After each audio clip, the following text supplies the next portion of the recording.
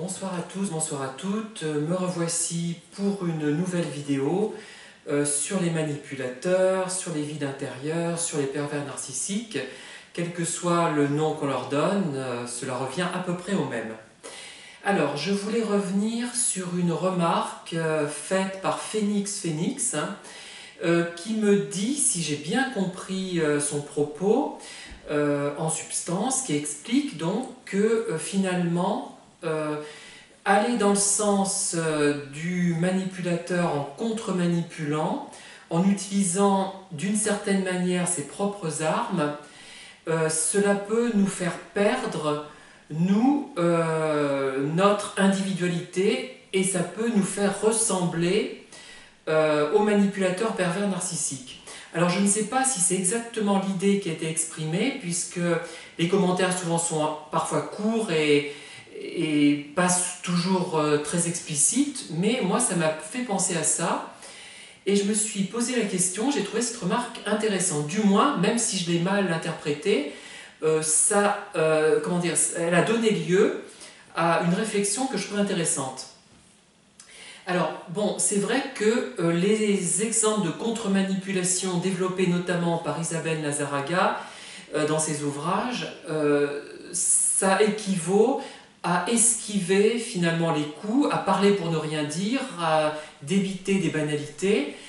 Ça a plusieurs avantages, effectivement. Ça a l'avantage, quand on travaille avec un pervers narcissique, de le neutraliser en partie quand même, d'atténuer ses coups.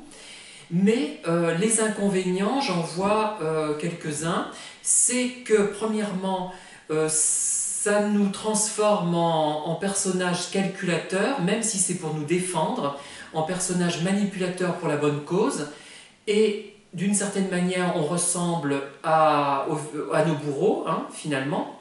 Enfin, même si c'est pour la bonne cause. Deuxièmement, j'ai envie de dire que ça signifie d'une certaine manière que l'on prend le même mécanisme et qu'on cautionne le mécanisme d'une certaine manière comme étant efficace. Même si c'est vrai, même s'il est efficace, et qu'on l'utilise pour la bonne cause, on le cautionne d'une certaine manière, je trouve. Et ça, c'est vrai que ça me dérange un peu. Une autre chose qui me dérange, c'est que nous manquons de sincérité en faisant ça, même si c'est encore pour une bonne cause, pour nous préserver, ça donne l'impression que nous ne sommes pas spontanés et naturels. Donc on aurait envie de rester soi-même face à ces manipulateurs, ne rien leur dire ou les ignorer. Pourquoi ne pas les ignorer si l'on peut, mais ce n'est pas toujours possible.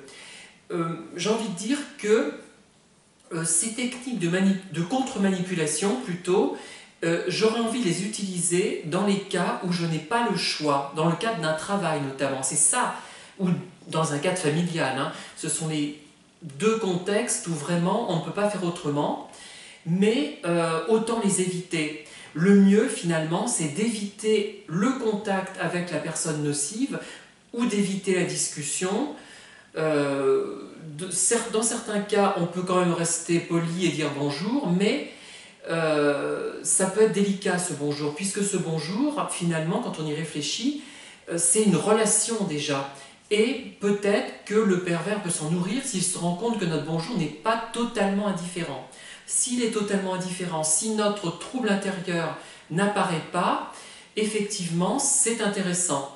Mais si d'autre part on l'ignore, ce manipulateur, en ne disant rien, en n'exprimant rien, c'est une manière de dire « je t'ignore parce que tu es nocif, parce que je ne t'aime pas », et finalement c'est une émotion négative qui peut être perçue par le manipulateur, par le pervers.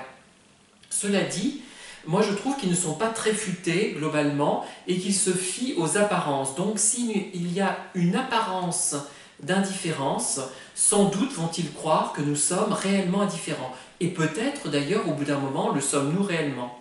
Voilà ce que je voulais dire. Je ne sais pas si j'ai bien ou mal interprété le petit texte de Phoenix qui était très court. En tout cas, ça m'a permis de réfléchir à cela et j'avais déjà traité plus ou moins ces thèmes.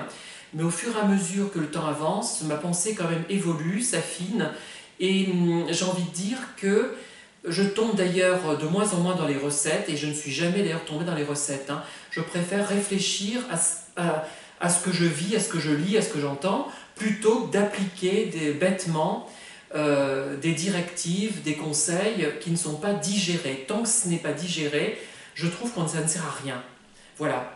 Merci en tout cas de m'avoir écouté, et je vous dis à bientôt pour une prochaine vidéo.